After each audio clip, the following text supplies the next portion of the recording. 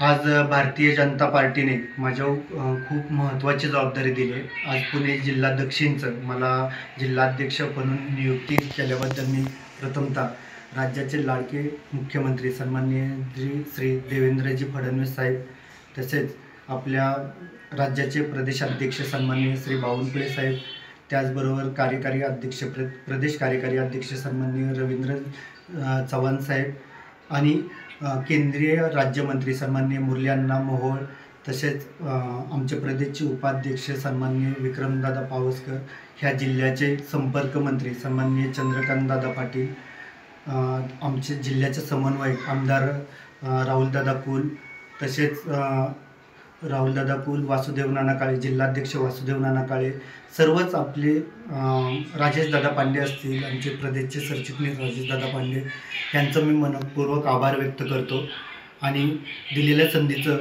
मी नक्की सोनं करेन। ज्या आज सर्वसामान्य कुटुंबातून मी काम करायला सुरुवात केली। 2017पासून मी सातारा विधानसभेमध्ये पहिल्यांदा विस्तारक म्हणून, नंतर लोकसभा विस्तारक, जिल्हा सरचिटणीस, त्यानंतर पुणे जिल्ह्याचे सरचिटणीस, असं विविध जबाबदाऱ्या ज्या पार्टीने मला दिल्या त्या मी यथायोग्य माझ्या क्षमतेनुसार मी त्या पूर्णपणे पार पाडल्या।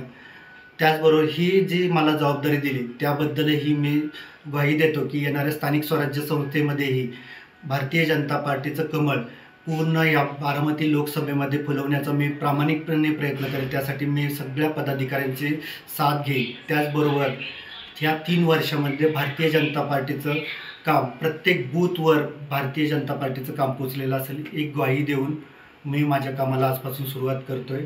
जय हिंद, जय महाराष्ट्र, धन्यवाद।